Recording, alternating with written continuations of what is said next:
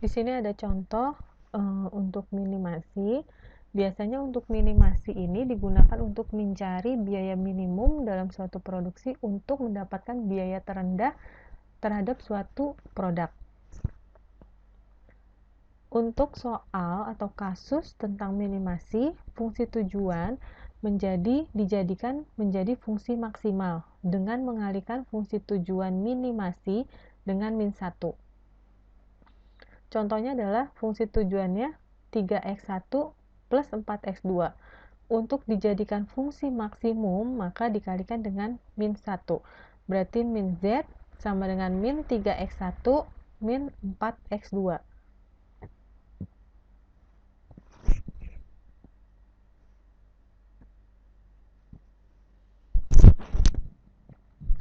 Dalam mencari minimasi, biasanya ditemukan beberapa kendala yang harus menambahkan variabel slack dan variabel artifisial.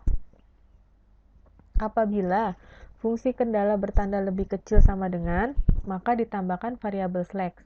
Apabila fungsi kendala atau batasan bertanda sama dengan, maka ditambahkan variabel artifisial. Apabila fungsi kendala bertanda lebih besar sama dengan, maka dikurangi dengan variabel slack dan ditambah dengan variabel artifisial. Apabila fungsi kendala negatif, maka harus diubah menjadi positif dengan mengalihkan min 1.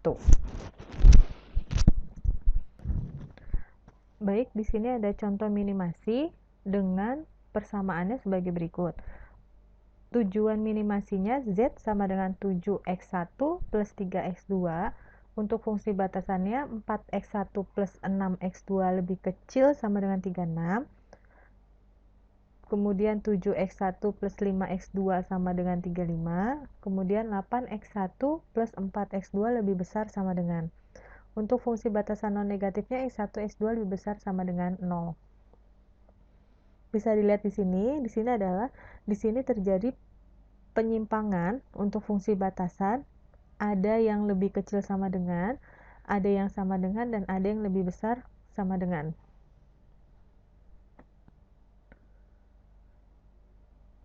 Langkah-langkah untuk minimasi dengan metode simplex, yang pertama adalah mengubah fungsi tujuannya. Fungsi tujuan yang dicari adalah minimasi. Kemudian kita harus merubah dulu menjadi fungsi maksimum dengan mengalihkan min 1.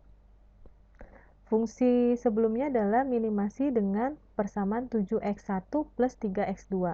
Dikalikan dengan min 1, maka fungsi tujuannya menjadi maksimum dengan persamaan min z sama dengan min 7x1 min 3x2. Kemudian mengubah fungsi batasan. Fungsi batasannya ini kita sudah tahu ya, ada 3, kemudian ada fungsi batasan negatifnya. Dari fungsi batasan-batas ini akan kita ubah dengan menambahkan variabel slack, variabel surplus, dan variabel artifisial. Untuk fungsi batasan pertama, 4x1 plus 6x2 lebih kecil sama dengan 36. Kita rubah menjadi persamaan dengan menambahkan variabel slack. Maka variabelnya menjadi 4x1 plus 6x2 plus s1 sama dengan 36. Kemudian fungsi batasan kedua, di sini tandanya adalah sama dengan, maka kita tambahkan variabel artifisial untuk persamaannya menjadi 7x1 plus 5x2 plus r1 sama dengan 35. Kemudian untuk fungsi batasan ketiga, di sini tandanya lebih besar sama dengan, maka harus dikalikan dengan min 1 terlebih dahulu. Menjadi min 8x1 min 4x2 sama dengan min 32. Kemudian diubah tanda sama dengan, maka menjadi min 8x1 min 4x2 plus s2 sama dengan min 32.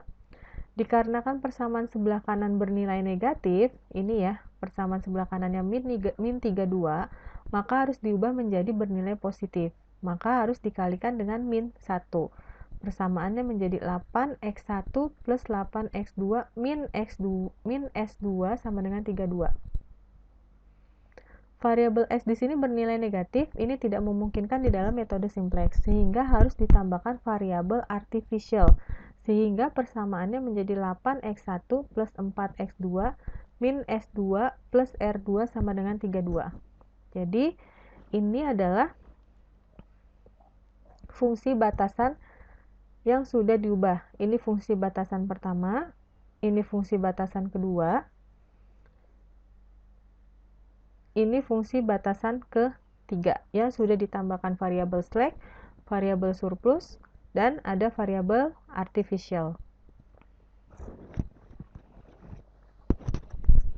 Maka untuk fungsi batasannya seperti ini, dan ditambahkan untuk batasan non negatifnya berarti X1, X2, S1, S2, R1, R2 lebih besar sama dengan 0.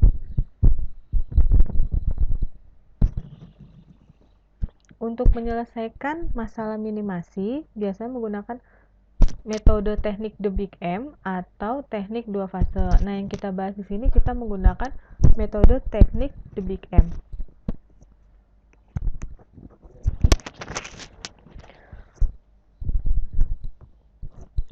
Untuk metode teknik The Big M, setiap variabel artificial dalam fungsi tujuan diberikan penalti M, di mana M merupakan bilangan positif yang sangat besar.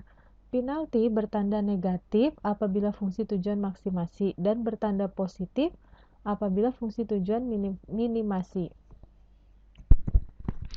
Maka fungsi tujuan minimasi persamaannya kita peroleh menjadi 7x1 plus 3x2 plus S1 plus S2 plus MR1 plus MR2. M ini adalah keterangan di sini ya, setiap variabel artificial di dalam fungsi tujuan diberikan penalti M. M ini adalah bilangan positif yang sangat besar. Kemudian ini adalah fungsi batasannya. Dari fungsi minimasi dan fungsi batasan, maka kita melakukan substitusi nilai R1 dan R2 pada persamaan batasan atau kendala, sehingga perhitungannya atau bisa dilihat fungsi batasan S2 persamaannya adalah 7x1 5x2 plus R1 sama dengan 35. Maka untuk R1 sama dengan 35 min 7x1 min 5x2. Untuk fungsi batasan 3-nya sama. Ini adalah persamaan fungsi batasan ketiga, kemudian kita rubah huruf R2-nya, nilai R2-nya sama dengan 32 dikurangi 8x1 dikurangi 4x2 plus S2. Kemudian dari yang kita dapatkan tadi adalah variabel R1 dan R2, kita substitusikan ke fungsi tujuannya atau persamaan Z-nya. Ini ya, kita masukkan R1-nya di sini, kita masukkan R2-nya di sini. Maka 7x1 3x2 M R1-nya ini yang tadi, M R2-nya ini. Kemudian ini 7x1 plus 3x2, ini dikalikan, M dikali 35, 35M, M dikali 7x1, 7x1M, M dikali 5x2, berarti 5x2M. Yang ini juga sama ya, ini dikalikan. Kemudian dari hasil substitusi ini, maka diperoleh persamaan Z plus 7 min 7 plus 15MX1 plus min 3 plus 9MX2 min S2 sama dengan 67. Ini untuk fungsi tujuannya.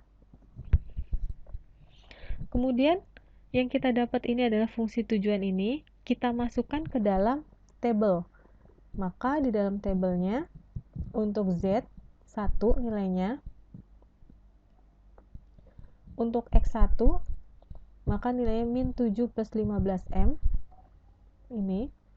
Untuk kolom X2 nilainya 3 min 9M. Untuk S1 dan R1 0 tidak ada. Kemudian untuk S2 nilainya adalah min M.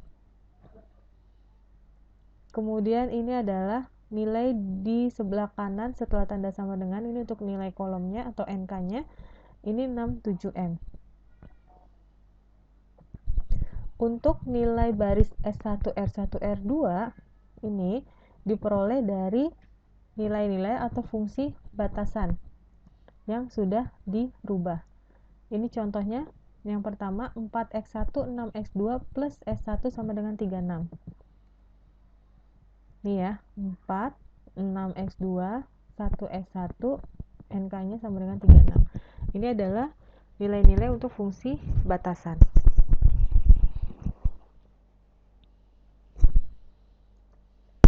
Kemudian dari tabel yang tadi kita mencari kolom kunci. Nah, di sini hampir sama seperti soal maksimasi, kita mencari kolom kunci dan mencari baris kunci serta nilai baru baris kunci.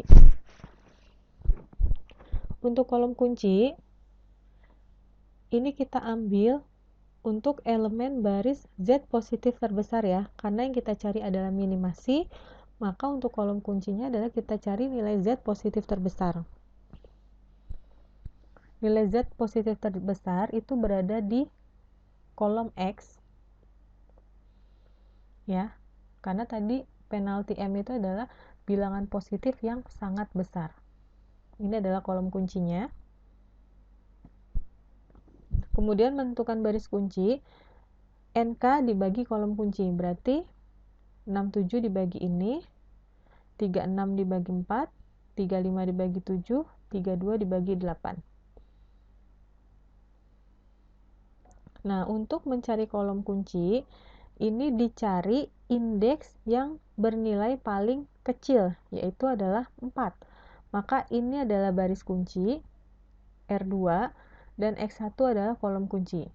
Nah, yang merah ini adalah angka kunci, maka kita dapat angka kuncinya adalah 8.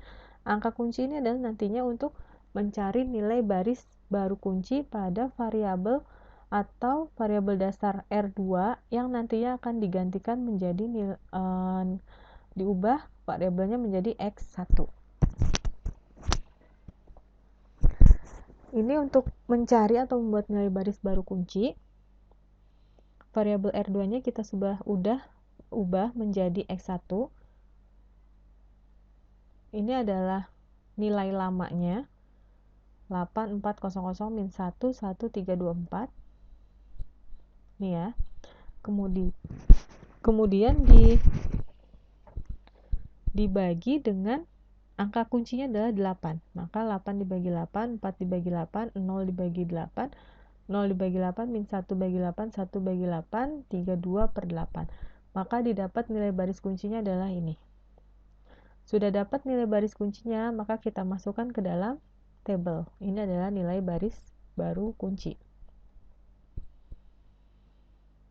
Kemudian, untuk nilai Z, R1 dan R1, sini masih kosong. Ini harus kita cari juga nilai baris baru kuncinya dengan cara baris lama dikurangi koefisien pada kolom kunci dikali nilai baris baru kunci.